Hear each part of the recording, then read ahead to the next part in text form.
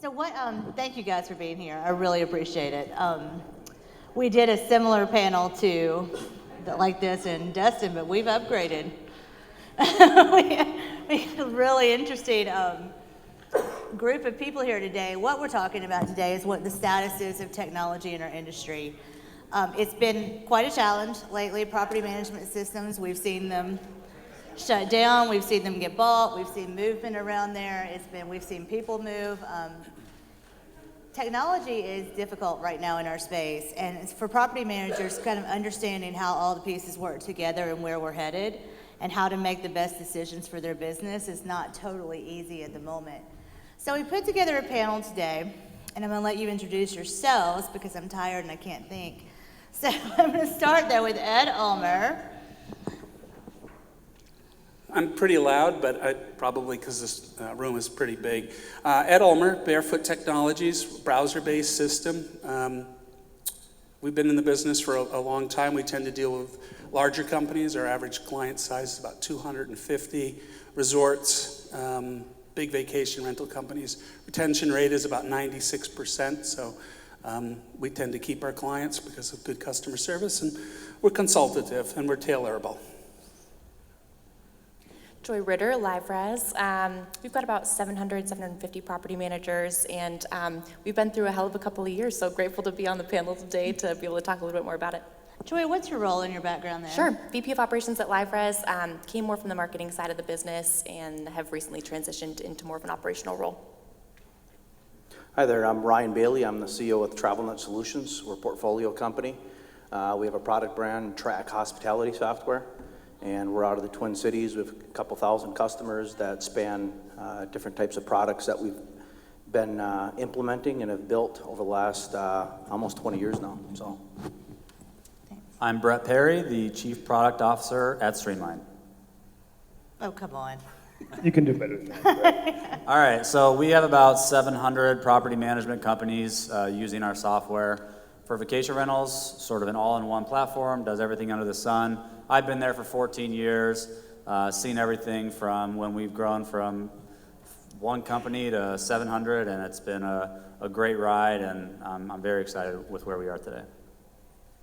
Chad Scott, Chief Revenue Officer, InhabitIQ. I've been on the tech side of the real estate industry for about 20 years now, everything from web-based background screening, statistical risk modeling, started doing minority investments in kind of partner tech in 2015, and now we invest in technology in all real estate end markets, so multifamily housing, commercial, and VRM. So let's see, show of hands. How many people are using a HomeAway software platform? How many people have a technology company or with a technology company? How many people are using Streamline? We're almost there. Track and Livra. Okay, so it's a lot of tech companies and and Barefoot, I'm sorry, and Barefoot. Too close. I told you, I was messed up. Take my chair over there. Represent Dollywood. So some of you already know, InhabitIQ is a private equity funded, now, I don't even know what you call it, but it has rolled up several companies. Neither do I. So, but Streamline and Livra and another software platform from VRM are all part of this group. And it caused a little bit of disruption in the space from our drama, I guess is a better word for disruption than disruption. Because, and it really wasn't, my feeling is that it caused some disruption because we had seen this happen with HomeAway when they purchased Instant Software and Escapia, which included First Resort and Intech and Property Plus and all these other systems. So everyone kind of watched that play out and watched one system go after another. So, Chad, I think there was a lot of fear around what you guys were doing in the marketplace. Did you get that feedback? And if so, like, how have you addressed that? Yeah, I got it from you. I passed it on from By the way, you owe them, me don't a you? cocktail. I don't make it up. Yeah, no, and that's not abnormal. I think when you're coming into a relatively newer market compared to kind of the other real estate end markets, and you have an infusion of capital in that market, there is some fear on what ultimately, what's the playbook, what's going to happen, how is it going to impact tech, how is it going to impact our day-to-day businesses? And really what we're doing in the short-term rental space is exactly what we've done for many years in multifamily housing, in long-term rental. And that is go in and invest in really good technology that we think we can get better with product enhancement or with tech enhancement, adding functionality. And we allow these brands and companies, when we invest in them, and these are, they can be minority investments in some cases, they can be majority investments in some cases, but the investment thesis is to partner with the companies, not acquire the companies. So leadership stays on, the brand continues to operate autonomously, they call the shots, they steer kind of IT product roadmap and drive the business forward. How we see ourselves is a support system. And the reality, and some of the companies that we partner with and invest in, they're bootstrapped startups. And what we find with that type of DNA is you've got really good ideas in technology. Sometimes you don't have the distribution. Sometimes you don't have IT resources to get the technology from kind of a 7 to a 10. And kind of that back office support, legal, accounting, so we are able to come in, invest in usually IT resources to really help these companies with their product roadmap and kind of take them to the next stage. So it's it's a unique investment strategy. There's some others that have done this in the market, and I think that has driven a lot of the fear, uncertainty, and doubt. We face that on the multifamily side. There's a company you may or may not be familiar with called RealPage, and that company, their investment philosophy is to buy the company, consolidate everything, integrate. Usually you have a lot of headcount reduction, and what happens with those companies that they acquire is the innovation dies, it stops. And our playbook is 180 degrees opposite. It is take good companies and make them better through building out R&D, providing more tech resources. And I think in the multifamily space, a couple years after we were in, the property managers in that space realized not only were we a different operator, but we were driving technology forward in that market because we were investing cash in driving the tech forward, building better product, and who that benefited at the end of the day were the property managers. And that is the same playbook we're running in this How is that tech investment facilitated? So, you invest in the company, obviously, you pay people, wrap up all this kind of stuff, but when you put more money into a company for innovation, where is that coming from? Usually the fund out of which we're investing, or the consolidated pool of cash flow from the portfolio. Now, we do have all of the brands maintain their own tech resources, but typically they're light on tech resources, right? Bootstrap startups. So we have tech resources at the corporate level that will go out and help drive innovation. So we're kind of maintaining that expense at the corporate level, but that's assisting the individual brands. Like project management, product management, that kind of thing? Everything A to Z, project management, helping develop the product roadmap, helping develop the product itself, right? Yeah. So one of the advantages, I think, unique advantages for the VRM space is that we've already invested in multifamily housing. And so what was so attractive about this space is there's just a lot of overlapping functionality and operational flow on how property managers in long term, in short term, conduct business. So when we looked at our tech set on the long term rental side, we said, well, geez, this would work perfectly in short term. This product would carry over very well.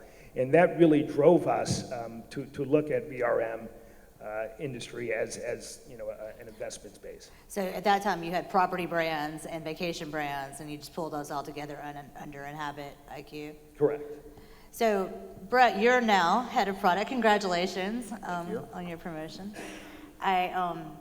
So when you're working with the Inhabit team, how are they helping you in innovation to drive the product map and stuff like that? Well, I think I've said this 100 times in the past few weeks, but generally, Inhabit and our relationship with Inhabit is the best thing that's ever happened to Streamline. So you get a lot of people playing scare tactics and sort of fear-mongering a little bit about what the bad things could be about investment in our space, but I think investment's great in our space. The infusion of capital is great for all the managers, for technology, et cetera. But Inhabit, in our situation, I've seen it for 14 years. Our company's gone from junior high level to pro level in a very short period of time, and it's because of Inhabit's leadership and everything from consultation to additional resources to just in general helping us steer the ship. I think it's been really a wonderful transition for us, and I see it impacting our customers in a positive way. I see it impacting the industry in a positive way. So many of you who know me know I'm very authentic and genuine. I think you've all felt that, and it's been the best thing I've seen ever happen to Streamline. You missed a perfect opportunity for a Streamline X pitch. Well, we worked closely to, it's true. I'll We send actually, you the clip of the video. yeah. We work together closely to identify roadmap items and the direction we want to go. When we sell these days, we don't want to sell on fluff. We don't want to sell on promises. We don't want to sell on, we've been in the world of over-promising and under-delivering. We're out of that world now. We're in the world of being calculated and driven and strategic about everything we do. And one of the roadmap items that we felt would impact everybody is a brand new experience in our software. Same system, same technology, same code, but in general, a whole new experience through a new interface and a sort of a re-envisioned customer-centric way of experiencing our software. And Inhabit was a big part of us making those plans and road mapping. Do you have an onboarding, what's the word? Like, do you have a waiting list? Do you have an onboarding backlog or anything like that right now? If I bought Streamline today, could I start onboarding tomorrow? Yeah, you could. It's not like it was in the past when we swallowed the, vast majority of the Property Plus companies, right, where we had to take on a task that we really needed to pull all our resources together and all hands on deck to make it happen. And we're in a much better position these days, much more. We've made it through that. We've had those growing stages, and we're past it, and we're in a really good position now. I mean, we do have a lot of companies in the pipeline because we're always growing, but it's not overloaded. It's not beyond our capabilities. I'd say it's right where we want to be, and we're ready for more. Joy, I'll come back to track on this. While we're talking about InhabitIQ, Livra was one that they invested in, but didn't invest in the founder for the long term. Has that been difficult at Livra being there, or do you consider this like what your world has been like at Livra as a positive since being a part of it, InhabitIQ? Yeah, absolutely. I think, a lot of businesses have the great fortune of going through major change like this every 5-10 years. And we had the even greater fortune of going through it a handful of times in the last year. And so it's been a lot of kind of playing catch up and figuring out who we are and where we're at. But, I think we couldn't have done it without the Inhabit resources because we are such a lean, mean team at Livra, to have their assistance specifically on the development side to help with leadership and direction. We've got a lot of great stuff in our backlog. We're just struggling on the execution side with resources. And so I think regardless of the changes in leadership, we've been able to move the ship along and continue to move things along. And we're slowly but surely steering it in the right direction. And, it'll take a little bit of time, but I don't think we could have done it without those resources. Ryan, you're kind of moving, you're going into a real fast growth period with the track product, the property management system right now. Have you looked at some of the things that have happened in the past and thought maybe we don't want to make the same mistakes other people have made in the past. Maybe we can skip over that. How are you not going to make mistakes? Well, as a company, we all make mistakes. We're going to make mistakes. So I think it's about your approach, being thoughtful. We brought in some pretty high-powered executives that one of our mentors and on the team from Anaplan. I mean, they're a multi-billion-dollar SaaS company that has scaled magnificently. One of our executive leaders was at Digital River. She was employee 100 to over 2,000. So it's taking the approach to saying, hey, we may not have all the answers, so how do we get the right people on the right seat of the bus to bring those people into our company that have seen that type of scale? Because, yes, in our industry, we've seen challenges, but if you look outside of our industry and you look at all the great software companies that have been created, each one of them started at 3 employees and grew, and they just grew at different speeds. So it all comes around planning, and it's in our minds you got to be careful that are you implementing a software or are you implementing a customer? And we built our first PMS cloud system in 2002, 2003. It was called ResTracker. So this was in our first rodeo. We've seen this before. We just missed something on our business plan in 2002, 2003, which was, being in the cloud in secondary, tertiary markets probably wasn't the greatest idea. And we struggled to truly scale that product line. So with Track, when we looked at this 5.5, 6 years ago, we looked at it and who were the incumbents in the market? It was Navis, right, on the CRM and the contact center, and then we looked at it and we said, hey, it was V12, the most configurable, feature-rich applications. These were the two kind of the incumbents in the space. And our product team and engineering team, we're about 109 people in the company. I mean, it's incredible how they've been able to run those two companies down in 5.5 years. And so, and you're gonna have each leg of the race, you're gonna have challenges, but it's all about, your approach and making sure you have a good plan. So, we're ready for it. Ed, you and I have been around a little bit. When you're looking at the new models coming out now, and you're looking at, like, you got somebody's launching a new system. Direct is Hal in the room? Direct just launched a system. There's the new property management. Do you feel like? No, just tell me, what do you think? What do you think? I'm not even going to lead the question. So yes, I've been in this industry for a while. I remember when I was the new guy, when FRS was out, when Property Plus and NTech, many of you probably use those systems. So yes, I've seen a lot of things. I've seen a lot of buyouts, and in most cases, with all due respect and so on, things do change. We're getting better at this as this industry gets more mature, but most of those buyouts go in a way that isn't necessarily the best for all of you. I'm not saying that that's the future, because this industry is maturing. And when you mature, you need to niche more, and you do need to get venture capital, and you need to get fresh ideas and so on, because there are more and more players that are out there. So all of these guys, I think they've got a great niche. I think we're better niched because we've been doing this longer, and we're more rich with functionality, especially on the accounting side of things. I will say that everybody claims to have good trust accounting, but there is a significant difference between okay trust accounting, something that gets things done, and something that deals with groups, deals with real estate commissions, all of those other things that are out there that are much more complicated, and that takes time. So we are continuing to evolve.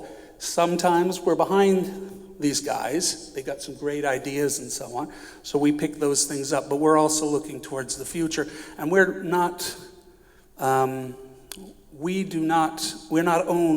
by anybody giving us different direction than our clients. I'm one of the owners of the company. I direct the way things are going. That's probably one of the major reasons why our retention rate is as high as it is. Again, each of these guys covers their own niche. They're going to continue to move down their niche. There's plenty of room for all of us. And it'll be really interesting to see where we all end up. I'm sure we're all going to be successful because there's a lot of brain power up here. And I'm learning something new every day from all of you. And hopefully you're getting something from me as well. I think one of the things that we've been seeing are there's a lot of new tech functionality out there, besides just having, trust accounting and the res system and all of that. There's the smart home side of things. There is the CRM side that's been built out. There's the rate management data, piece of this as well. I'm trying to think now the top ones guest services, SMS messaging, just on for days. There are companies out here that are providing a lot of this. Breezeway is providing housekeeping service, property management type platform for housekeeping and maintenance. Then you've got Price Labs with a rate management tool. But yet you also have the ability to build these in your system as well. How do you decide when to, or if you should integrate, or if you should build it, or try to partner with maybe somebody else in your portfolio? I'll start with you, Chad. How are you thinking about that since you've got a portfolio of people providing different services? So the question is driving tech, integration? Right, so with integration, when you're looking at outside providers and integrating with other outside providers versus trying to maybe steer your clients to either something you've built Right. or to another company within your portfolio. Yeah, I think the answer's got to be C, both A and B, right? So, and referring back to the multifamily housing side, the industry has dictated best of breed point solutions, right? The one-stop shop, that's great if you can get best of breed. And we've spent a lot of time, money, and effort integrating not only with affiliated companies, but non-affiliated third-party software as well, because ultimately it's the property manager and the user of the technology that's going to drive the decision. And our goal is to provide a streamlined, fully integrated user experience, whether the point solutions that are plugging into the core operating software are affiliated or unaffiliated third party. So Brett, in that integration, I know you and I have talked a lot about it, but as far as charging the property manager, charging the other tech company, how does Streamline think about covering the cost of integration, I guess, for lack of a better way to say it? So you mean as far as Do you charge technology companies or property managers when a third-party system integrates with Streamline? So, I mean, there's always going to be rev share type of deals, and there's always sort of an ongoing, I guess, negotiation with every company, depending on what type they are, whether it's a lock company, a smart home company, or a OTA company, whatever the situation may be. I think that we all have to understand that quality is very important for integrations, and making sure that you have an integrations team and an integrations division makes it important to have partnerships with those companies so that you can have clean integrations for everything. Otherwise, you'll see what a lot of companies have faced in this space, and their integration side of things falls apart. So there does have to be some sort of financial engine that fuels your integrations, and obviously that comes a lot of times on the back end without the customer seeing it in rev share type of agreements, and most of us all have that. So is there a case that the customer would pay for the integration? Sometimes there's onboarding fees to justify the work that we do on our end, et cetera. But I think that's, once again, taken on a case-by-case basis with a lot of these companies based on the partnership, right? It's like if that company's coming to us and they want us to build something that doesn't necessarily provide value to our clients, we're not going to focus our energy on everyone. We're going to focus our energy on the people that are going to help our customer experience and help our company in general. So is it largely driven by if a customer wants it then, or would you provide an integration for a tech company that doesn't currently have a mutual client with you? I think all product strategy has to revolve around the customer experience, right? So in our industry with OTAs and the margin compression and the pressure they're putting on all the property managers, our core goal is to help people be efficient and help them drive more revenue so that they can offset the challenges that are being put forth in this space. And if that means that they need to become more efficient by integrating with this company and this company and this company, our biggest thing is offering choice, and we have a lot of great solutions internally, but we also value all the companies in the industry that provide best-in-class solutions. And I think best of both worlds is really the key there. Ed, for you, from where you are with your product strategy, are you looking for more of these third-party integrations to build out, to provide more, or are you looking at more building internally, or both? Actually, we kind of have the same mentality. Yeah. I think probably all of us to some degree have the same mentality. Some of it is dictated by the third parties in the past, because most of the partners that we deal with historically have had a rev share. So our mentality has always been, hey, if we can generate a rev share that covers our costs of support, delivery, all of those things, that it's just part of our commitment to them. More recently, especially from companies that are coming from the hotel side of things, where the model is very different and they don't have the rev share, it starts to get complicated.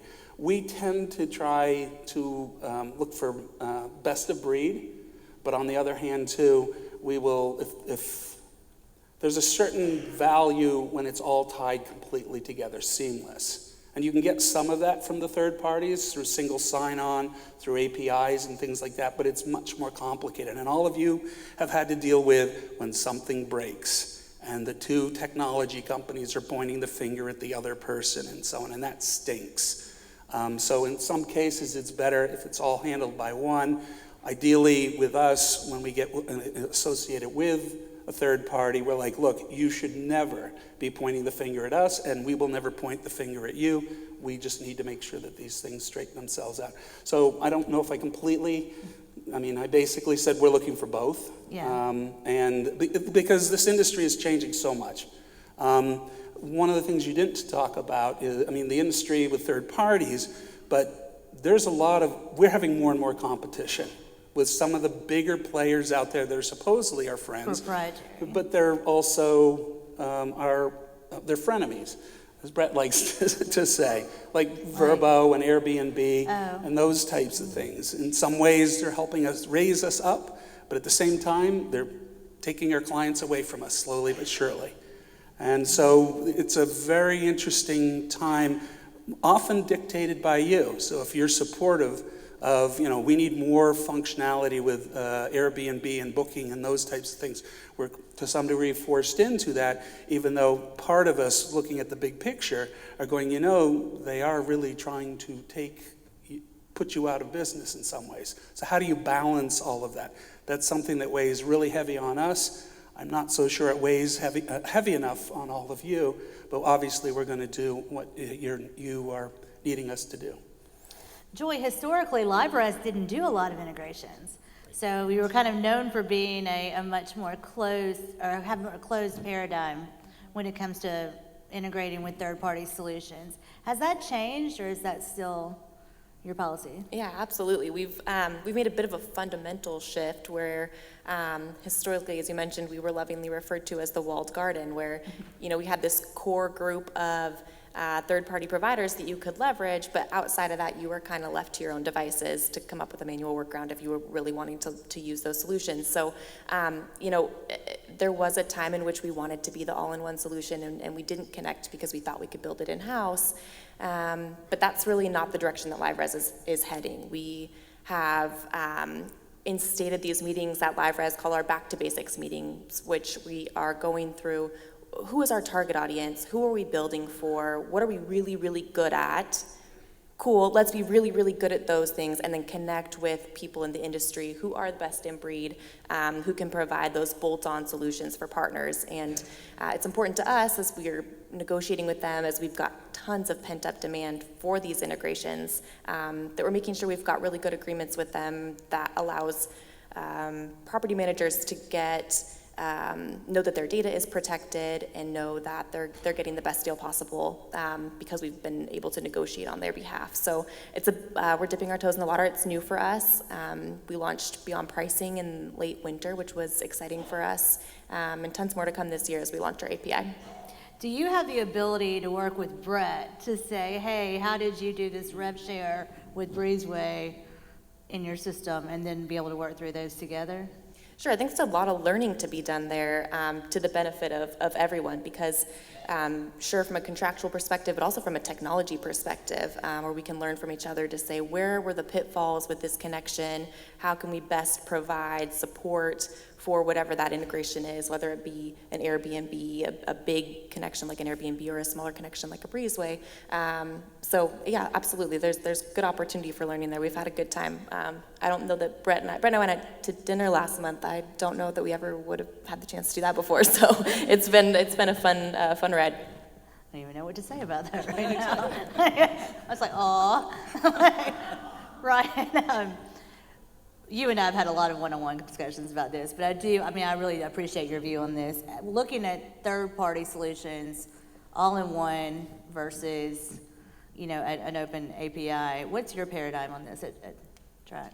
Yeah, so the way we thought about it, so we, like many startup companies, we built a software in 2003, 2004, Res Tracker, and then our whole philosophy was when you started for a software for a 30, 40 unit company, at some point, every time you're building technology, you have tech debt, and you have to re-platform. So when we went in to 2014, 2015, we went straight in the enterprise, and we had Southern, that's a 1,300 unit company that we built out the whole platform for. And so when we think about this ecosystem, we think about a healthy, really it being a healthy ecosystem where we are building an all-in-one solution.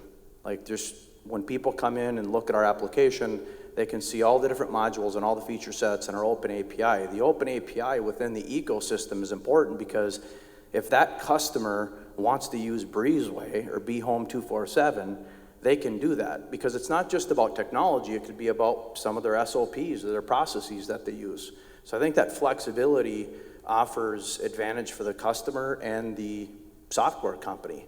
But I also think that ecosystem, not a closed system, but an ecosystem that's open, provides, kind of keeps us both on our toes.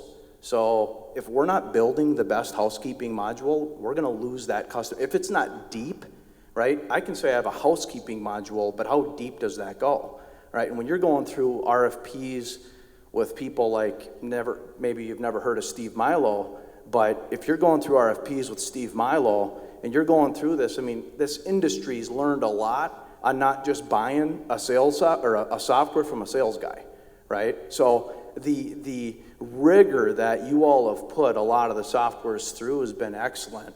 And people aren't just going, well, yeah, but it doesn't have the tools. I mean, I hear a lot of that, but it's that overall ecosystem that you have to build deep functionality. Otherwise, people are going to go and use a different tool set. So, Chad, looking at the news today, that Expedia was laying off 12% of its team, and then we, of course, heard throughout the show that some of our friends, that we go to the same conferences together, we're all super tight, were laid off as well on the Escapia side. From your perspective, just having a different kind of view at this, or a different, perspective, that told you I'm tired, can't even talk anymore. Okay, thank you. What does that indicate is going on? Or typically, when you see that kind of layoffs at a software company, what would you anticipate that to mean? There's usually a number of reasons. Margin compression's one, bloated expenses. A lot of time you have leadership changes. They'll come in, do a full assessment, and determine from that assessment that expenses need to be cut. Others are positioning for kind of a restructuring in some cases. So, I could give you 10 reasons on why a company like that may kind of approach layoffs. I can tell you from the InhabitIQ side, when we're investing, we don't make investments in companies to do kind of reduction in force. Our game plan is keep leadership intact, keep the folks who have gotten the company to that point intact. You start removing key pieces, and then kind of our whole investment strategy dies. Because we're not operators. We're a support system for the operators to help them grow faster. So, a number of reasons that can occur, but strategically, it's something that we don't look to do with our investments. Yeah, I think you mentioned RealPage earlier too. I think we looked at a Kigo layoff of another 50 there in the U.S. Ryan, I think if you look at Expedia and their North Star, like when you look at the global companies or the future of organizations, are you a consumer company or are you a B2B company, right? And so you don't see Amazon building Oracle software to go run Target or Walmart, right? They're a consumer company. Expedia is a consumer company, right? And so when you think about it, you're going, how much longer are they going to support and drive on a software division within Expedia where they just laid off 12%, which is what, $350, $500 million in payroll a year?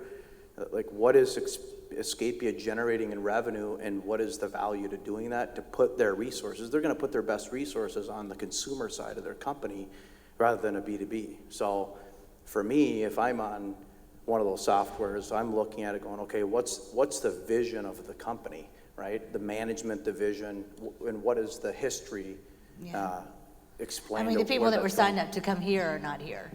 Do you know what I'm saying? That, I mean, it was that, like, it was one of those things that just kind of, and so of course several of you have been like, I'm on Escapia, what should I do? Just to add to Ryan's comments there, if you look at their numbers, the software side of things is such a small part of their business and so on. So again, you have to question backwards, is that a good investment? So. Yeah, and I think when you look at it, Streamline is sitting here like they want to be a great software company. Track, we want to be a great software company, B2B, and so it's hard to serve multiple masters. You gotta, and that drives out throughout your entire culture within your organization and the workforce, and it touches your customers, so it's something to be thinking about. So in the sunsetting of systems, like we saw, like I just mentioned before, there was First Resort, Intech, Property Plus, V12. Well, they're still alive, right? But when a company decides to sunset a system, first of all, doesn't every system have an end of life at some point? I mean, just because of technology changes, I mean, isn't there a point there will be no more Barefoot? Well, we've rebuilt the system 4 times. Right. Every time there's a significant shift in the industry, you have to rebuild and so on. Probably our biggest build was the accounting side of things. And so we've just kind of continued on with that. But in the modern way of technology, especially the browser side of things, and again, we got into the industry, we were the first browser system, and people didn't understand that. The whole concept of a Windows system acting like, going to a browser system has never really 100% worked. I mean, V12, there's a lot of them that are out there because the thought process is completely different. We update on a monthly basis. So while we have a certain set of code, all of our systems are separate little databases, so we can make manipulations and add different things into it. So it's not as clear cut as it used to be when there was the DOS system and the whole world had changed, and then it became a Windows system. Now that it's browser, there's different codes that are out there and so on, but you can actually connect different types, .NET to, So I was in Gulf Shores at Kaiser, and a hurricane, we would have to pick up everything. I mean, pack it all up and take it with us. It was, does anybody have any questions for this group? God, this is what happened in the last one. I don't think people want to say they're switching software. It's like, my other guy's right there. But I think that some of the questions that I had, looking into the future, and I'm going to start with you, Brett. What is the sexiest thing that you see in the market right now with tech? Like, what's Sexiest? Yeah, coolest for vacation rental for vacation rental managers. Well, I would say okay.